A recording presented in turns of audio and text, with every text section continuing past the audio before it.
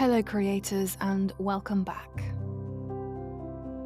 Before I get into today's story, I would like to remind you that our next episode on the 27th of August will be another guest speaker. I'm really excited to announce this particular person, so stay tuned for that in the coming weeks. Today, I'm going to be reading Chapter 2 of Carmilla by Joseph Sheridan Le Fanu. The story is told as part of the casebook of Dr. Hesselius. In the last episode, we were introduced to our young heroine, Laura, who lives in a secluded castle in Styria, Austria, with her father.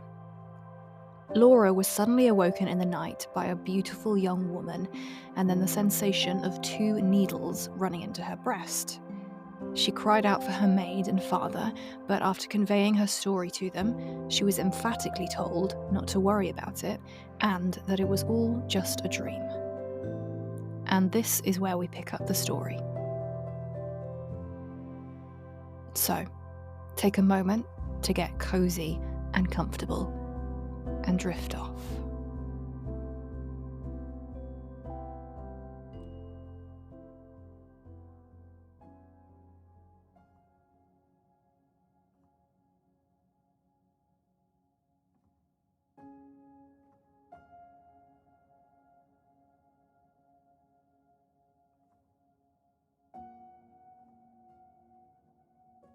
Chapter 2. A Guest. I am now going to tell you something so strange that it will require all your faith in my veracity to believe my story. It is not only true, nevertheless, but truth of which I have been an eyewitness. It was a sweet summer evening, and my father asked me, as he sometimes did, to take a little ramble with him along that beautiful forest vista which I have mentioned as lying in front of the Schloss. General Spielsdorf cannot come to us as soon as I had hoped, said my father, as we pursued our walk. He was to have paid us a visit of some weeks, and we had expected his arrival next day. He was to have brought with him a young lady, his niece and ward, Mademoiselle Reinfeld, whom I had never seen, but whom I had heard described as a very charming girl, and in whose society I had promised myself many happy days. I was more disappointed than a young lady living in a town or a bustling neighbourhood can possibly imagine. This visit, and the new acquaintance it promised, had furnished my daydream for many weeks. "And how soon does he come?" I asked. "Not till autumn. Not for 2 months, I dare say," he answered. "And I am very glad now, dear, that you never knew Mademoiselle Reinfeld." "And why?" I asked, both mortified and curious. "Because the poor young lady is dead," he replied. "I quite forgot I had not told you, but you were not in the room when I received the General's letter this evening." I was very much shocked. General Spielsdorf had mentioned in his first letter, 6 or 7 weeks before, that she was not so well as he would wish her, but there was nothing to suggest the remotest suspicion of danger. "Here is the General's letter," he said, handing it to me. "I am afraid he is in great affliction. The letter appears to me to have been written very nearly in distraction." We sat down on a rude bench, under a group of magnificent lime trees. The sun was setting with all its melancholy splendour behind the sylvan horizon, and the stream that flows beside our home and passes under the steep old bridge I have mentioned wound through many a group of noble trees, almost at our feet, reflecting in its current the fading crimson of the sky. General Spielsdorf's letter was so extraordinary, so vehement, and, in some places, so self-contradictory, that I read it twice over, the second time aloud to my father, and was still unable to account for it, except by supposing that grief had unsettled his mind. It said, "I have lost my darling daughter, for as such I loved her. During the last days of dear Bertha's illness, I was not able to write to you. Before then, I had no idea of her danger. I have lost her, and now learn, all too late, she died in the peace of innocence, and in the glorious hope of some blessed futurity. The fiend who betrayed our infatuated hospitality has done it all. I thought I was receiving into my house innocence, gaiety, a charming companion for my lost Bertha. Heavens, what a fool I have been. I thank God my child died without a suspicion of the cause of her sufferings. She has gone without so much as conjecturing the nature of her illness, and the accursed passion of the agent of all this misery. I devote my remaining days to tracking and extinguishing a monster. I am told I may hope to accomplish my righteous and merciful purpose. At present, there is scarcely a gleam of light to guide me. I curse my conceited incredulity, my despicable affectation of superiority, my blindness, my obstinacy, all too late. I cannot write or talk collectedly now. I am distracted. So soon as I shall have a little recovered, I mean to devote myself, for a time, to inquiry, which may purposefully lead me as far as Vienna. Some time in the autumn, 2 months hence, or earlier if I live, I will see you. That is, if you permit me. I will then tell you all that scarce dare put upon paper now. Farewell. Pray for me, dear friend. In these terms ended this strange letter. Though I had never seen Bertha Reinfeld, my eyes filled with tears at the sudden intelligence. I was startled, as well as profoundly disappointed. The sun had now set, and it was twilight by the time I had returned the General's letter to my father. It was a soft, clear evening, and we loitered, speculating upon the possible meanings of the violent and incoherent sentences which I had just been reading. We had nearly a mile to walk before reaching the road that passes the Schloss in front, and by that time the moon was shining brilliantly. At the drawbridge we met Madame Perrodon and Mademoiselle de La Fontaine, who had come out, without their bonnets, to enjoy the exquisite moonlight. We heard their voices gabbling in animated dialogue as we approached. We joined them at the drawbridge, and turned about to admire with them the beautiful scene. The glade through which we had just walked lay before us. At our left, the narrow road wound away under clumps of lordy trees, and was lost to sight amid the thickening forest. At the right, the same road crossed the steep and picturesque bridge, near which stands a ruined tower which once guarded that pass. And beyond the bridge, an abrupt eminence rises, covered with trees and showing in the shadows some grey, ivy-clustered rocks. Over the sward and low grounds, a thin film of mist was stealing like smoke, marking the distances with a transparent veil, and here and there we could see the river faintly flashing in the moonlight. No softer, sweeter scene could be imagined. The news I had just heard made it melancholy, but nothing could disturb its character of profound serenity, and the enchanted glory and vagueness of the prospect. My father, who enjoyed the picturesque, and I stood looking in silence over the expanse beneath us. The two good governesses, standing a little way behind us, discoursed upon the scene, and were eloquent upon the moon. Madame Perrodon was fat, middle-aged and romantic, and talked and sighed poetically.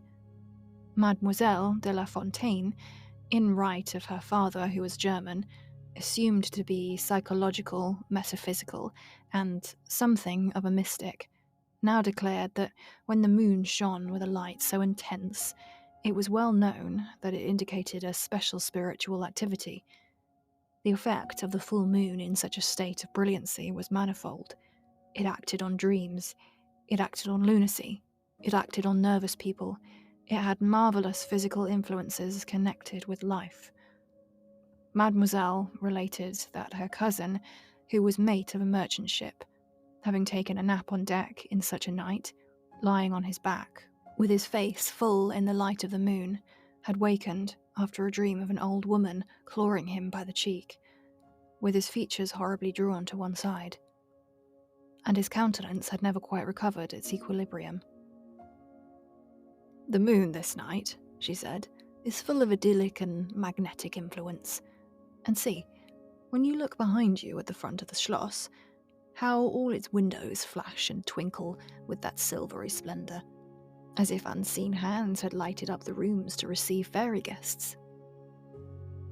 There are indolent styles of the spirits in which, indisposed to talk to ourselves, the talk of others is pleasant to our listless ears, and I gazed on, pleased with the tinkle of the ladies' conversation.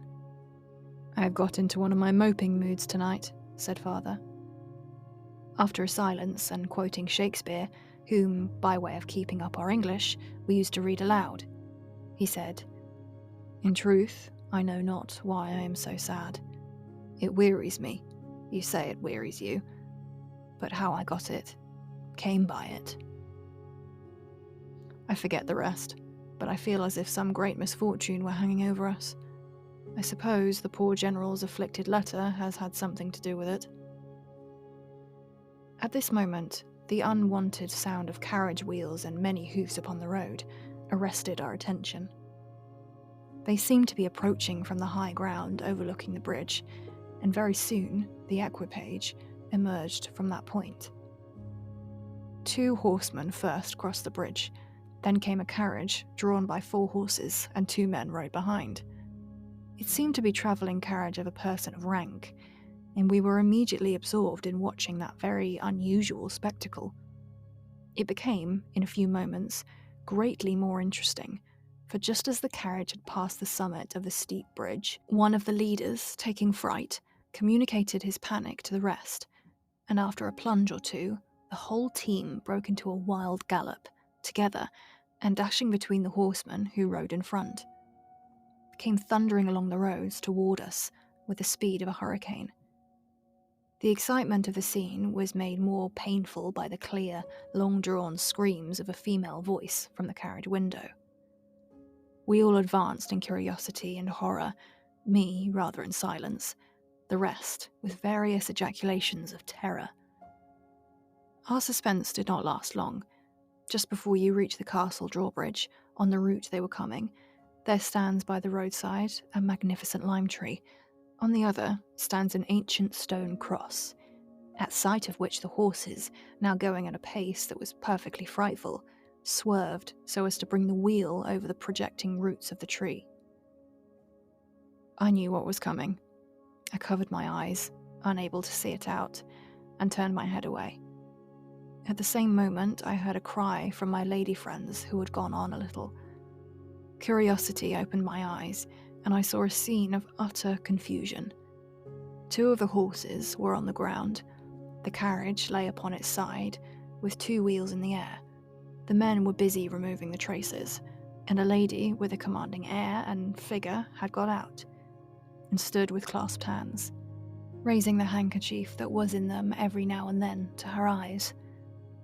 Through the carriage door was now lifted a young lady, who appeared to be lifeless. My dear old father was already beside the elder lady, with his hat in his hands, evidently tendering his aid and the resources of his schloss. The lady did not appear to hear him, or to have eyes for anything but the slender girl who was being placed against the slope of the bank.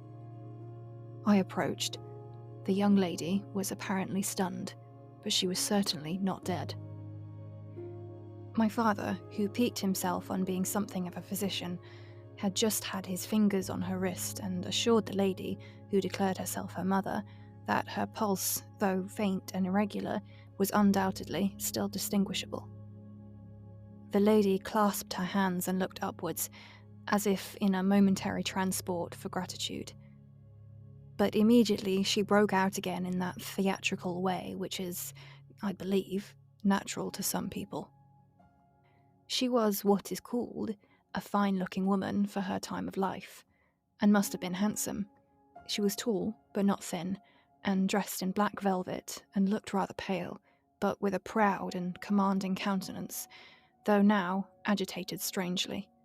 "Who was ever being so born to calamity?"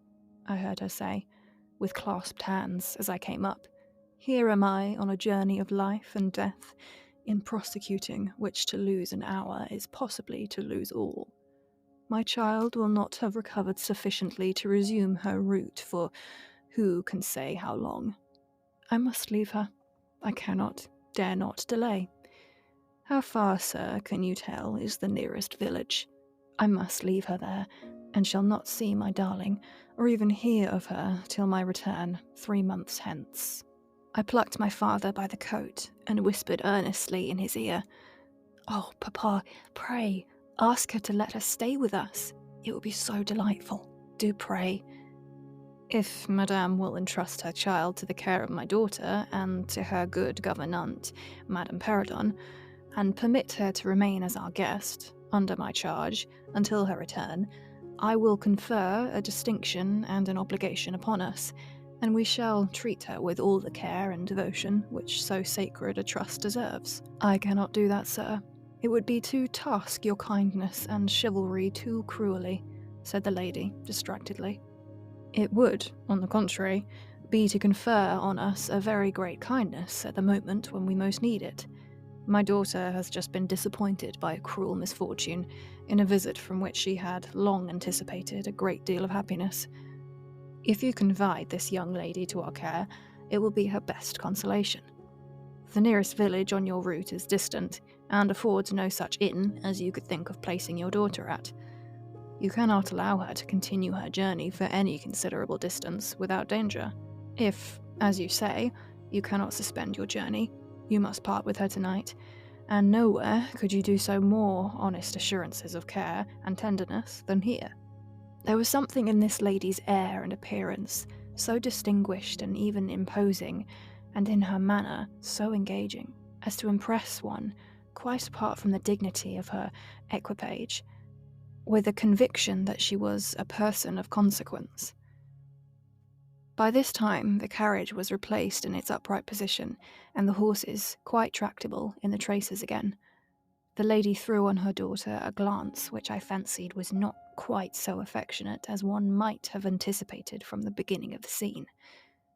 When she beckoned slightly to my father, and withdrew 2 or 3 steps with him out of hearing, and talked to him with a fixed and stern countenance, not at all like that with which she had hitherto spoken, I was filled with wonder that my father did not seem to perceive the change, and also unspeakably curious to learn that it could be that she was speaking almost in his ear with so much earnestness and rapidity. 2 or 3 minutes at most, I think, she remained thus employed. Then she turned, and a few steps brought her to where her daughter lay, supported by Madame Perrodon. She kneeled beside her for a moment and whispered, as Madame supposed, a little benediction in her ear. Then hastily kissing her, she stepped into her carriage. The door was closed. The footmen in stately liveries jumped up behind. The outriders spurred on. The postilions cracked their whips. The horses plunged and broke suddenly into a furious canter that threatened soon again to become a gallop. And the carriage whirled away, followed at the same rapid pace by the 2 horsemen in the rear.